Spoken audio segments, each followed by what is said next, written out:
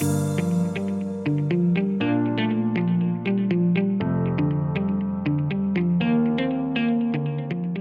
Alldus podcast is brought to you by Alldus International, supplying your expert AI and digital transformation staffing needs across the US and Europe. Today, you are listening to our AI in Action series, where leading minds in AI from across the world share their story, success, and advice. AI in Action cuts through the hype and explores the true impact of artificial intelligence in our world today.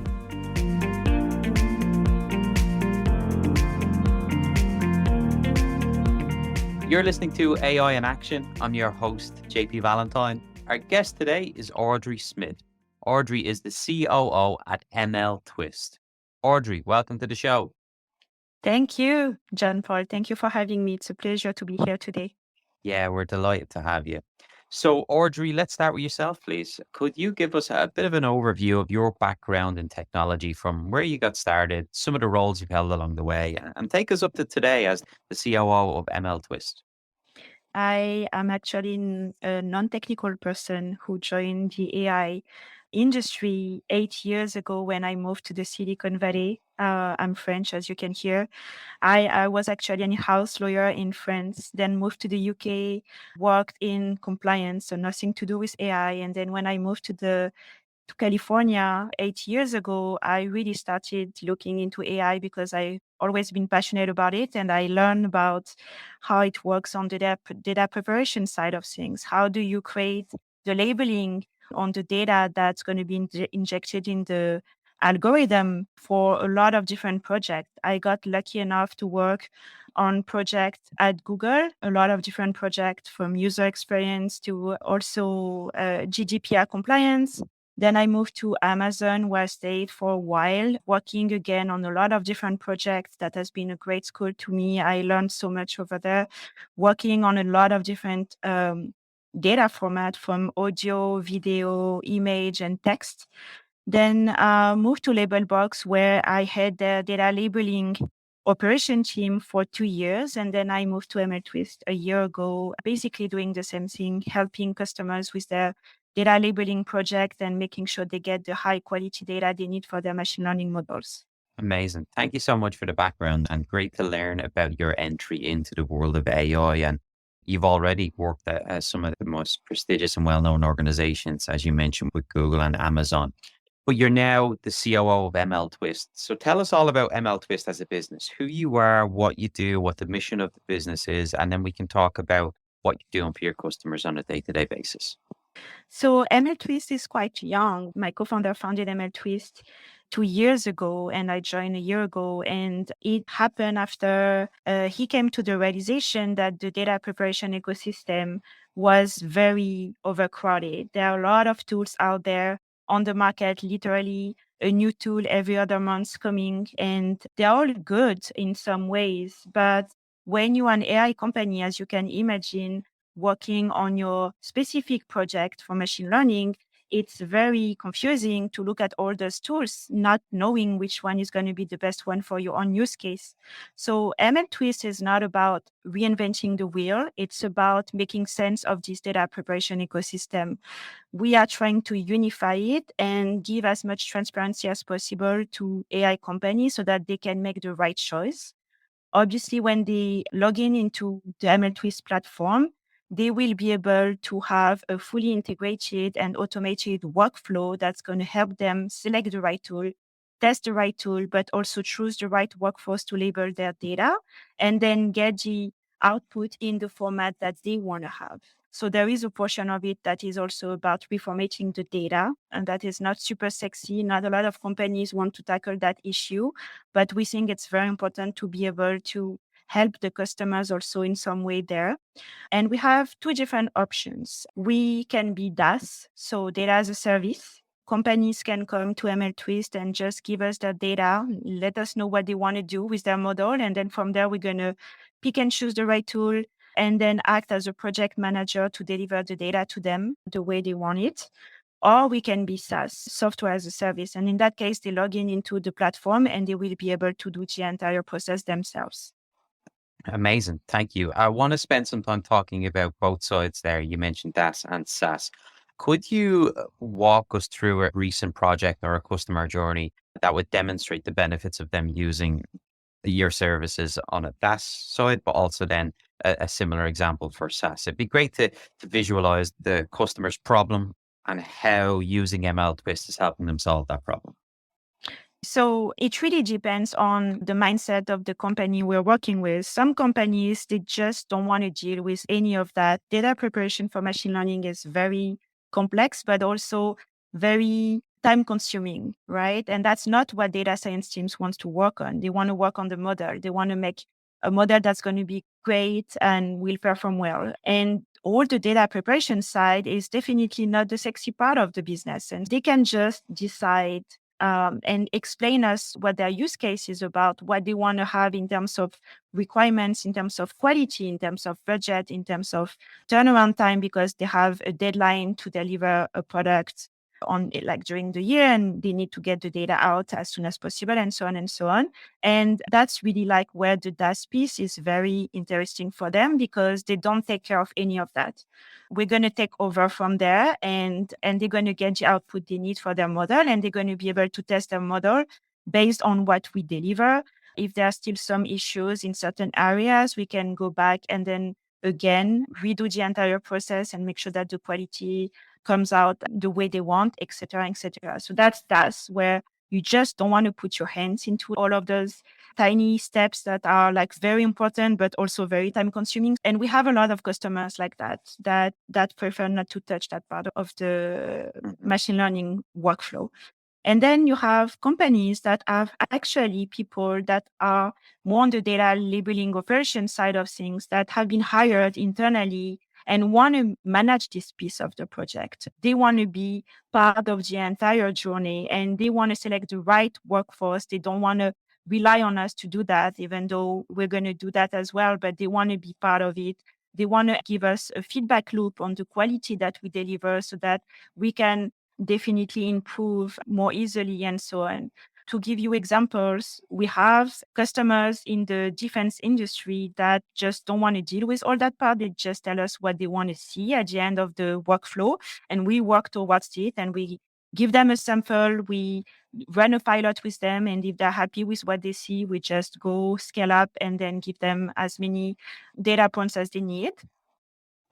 Or we're going to have companies in the ad tech industry that want to be very involved and that are going to be touching base on a weekly basis and making sure that what we deliver to them is as good as possible. And even some of them want to talk directly to the workforce we're going to be working with, and so on. So there is no best option.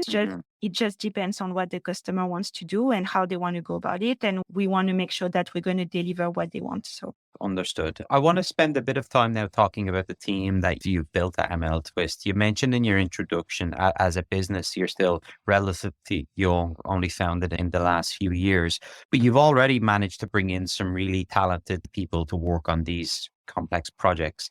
Can you give us a look behind the scenes, what the current makeup of the overall team looks like, the combination of various skill sets of technical and non-technical, and how it all works together on a day-to-day basis? We are currently a team of 10 people. So there is myself and my co-founder. I'm more on the data operation side of things. My co-founder has been in the data acquisition industry for the past 10 years, especially in the ad tech world. So he's more on the business side of things. And then after that, we have full stack engineers working on the platform, adding features and making sure that it's all working well, and working towards being fully automated and fully integrated with a lot of different tools that are out there. And then we have project managers that are working with me on helping customers with their data labeling project. This is actually one of the jobs that is like the most difficult to recruit for, because it's a combination of a lot of different skills. We can talk about it later if you want to. And then after that, we have also data scientists, machine learning PhD consultant that helps us also when we build some quality control models for our customers. You are listening to the Alldus podcast. When you're looking to scale your team, or if you are interested in showcasing your company in a future episode, reach out today. Or if you're in the market for a new role, visit our website to view open positions, www.alldus.com. I definitely want to talk to you about that point of the project management side, because I often get asked about opportunities for people from a non-technical background, ways they can work within AI. And I think you're perfectly positioned to give some insight there. So could you describe that role, the project managers, your team, and how you have to combine lots of different skill sets to work with your customers?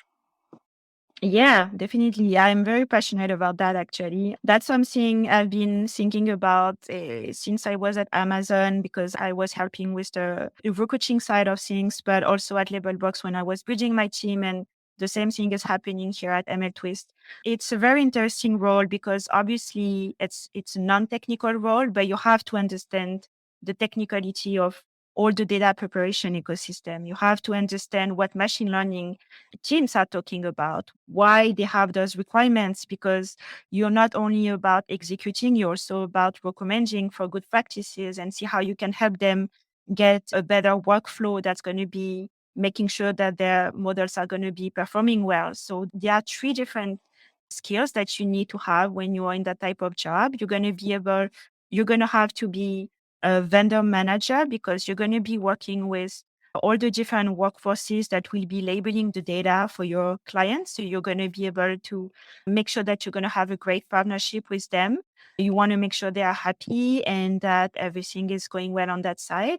Then you're going to have also to be a good account manager because you're going to work with a lot of customers and you want to make sure they feel that they are taken care of. It's in that sense, you have to be an account manager, but you have also to understand the technicality of what they are talking about because our customers are going to be data science teams or machine learning teams, and they're going to go about it with their own technical way. So you need not only to be able to understand what they are talking about, but being able also to translate it in a more simpler way for the workforce that's going to be working on the project, if that makes sense. And the last piece is that you have to be a good project manager because you're going to be having this project in your hands. You're going to have the data, you're going to have some guidelines, you're going to have to understand to label the data in the best way possible. So there is no degree that you can get at the moment, even though I said it in the past and I'm repeating myself here. I'm pretty sure that in the future, there will be a degree for data preparation ops or data labeling ops. So the only way to find good people is to look into people who have already done that type of jobs in other companies somehow. I like, looking into the big tech companies that have been really into AI for a good number of years now, and they have been able to train a lot of good people that can definitely help me in my team with the customers. Yeah, it's such an important one because the AI field as a whole is constantly evolving and emerging, and new positions pop up all the time, which haven't previously existed. So they're very difficult to staff and hire for. Recently, I think of the position of ML ops. But as somebody who's involved in recruiting in your previous companies and now at MLtwist, when you find candidates who have not held that title before, but you want to describe the role to them and why it's attractive and exciting, what are some of the things you tell candidates that would get them interested in a position like this? I think what I just mentioned about, which is the fact that this is a very unique position where you're going to learn so much about different type of skills. Being able to talk to customers in some ways and have direct relationship with the customer and act as an account manager is already exciting in itself. But you don't get to be only that. You're going to be also like having the whole control over what's going on by being also the project manager, managing the entire end-to-end workflow, and also being the vendor manager and making sure that things are going to be going well in that side of things. And from the different people I got to hired in the past 5 to 7 years, they really like that this is not just one type of job. This is a combination of three different jobs and you can get bored. And one thing that's very exciting about that position is that when you work with AI companies, a lot of them, you're going to see their application on what they are doing with machine learning in their own ways. What is the use case about? And I worked in so many industries, in so many different use cases. And it's just like you can get bored because it's just amazing to see what AI is doing into like how it's impacting a lot of different industries in so many different ways. And you're just being part of that evolution. And that's so exciting to me.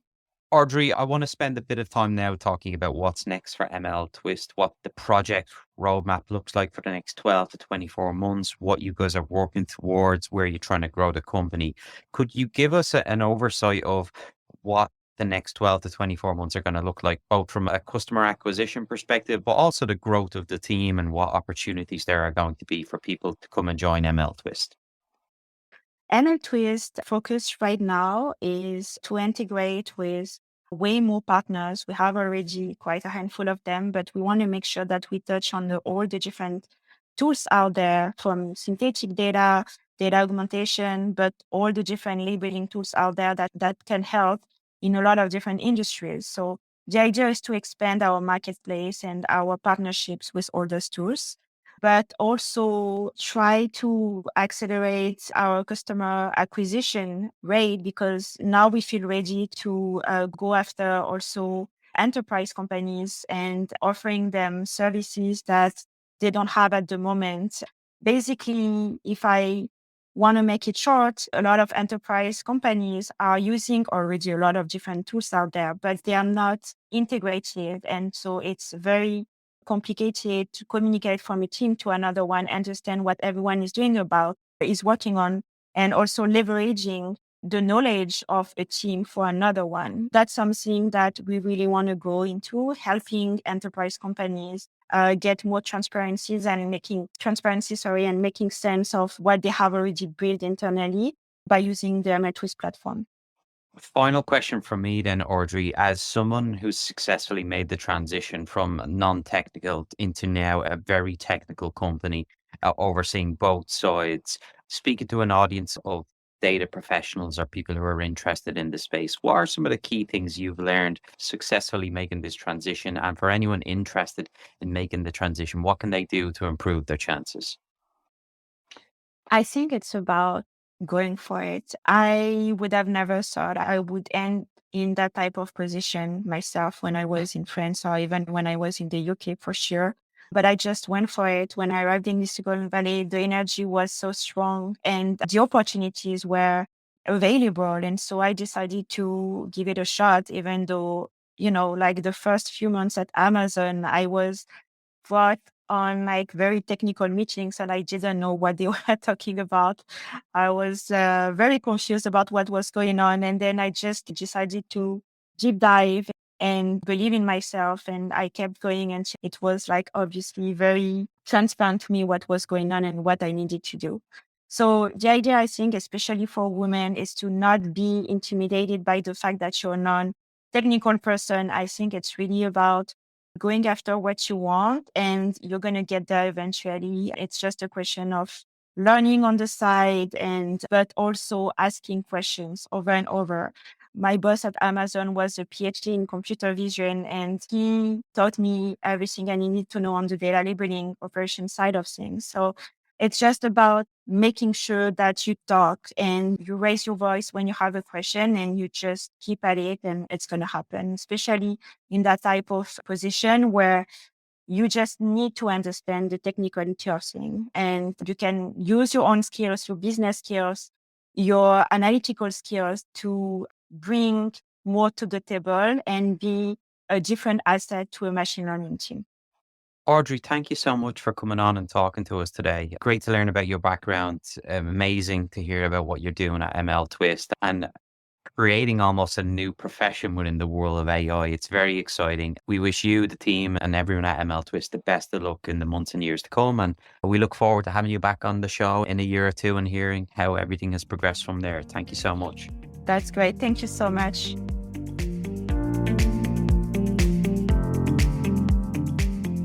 Thanks for listening to this episode of the Alldus podcast. If you enjoyed today's episode, don't forget to subscribe, rate, and review. We are available on Apple Podcasts, Spotify, and any Android podcast of choice. You can also head over to our website, www.alldus.com, to listen to more podcasts, view our open roles, and stay up to date with industry news. Thanks for listening, and stay tuned for more great episodes coming very soon.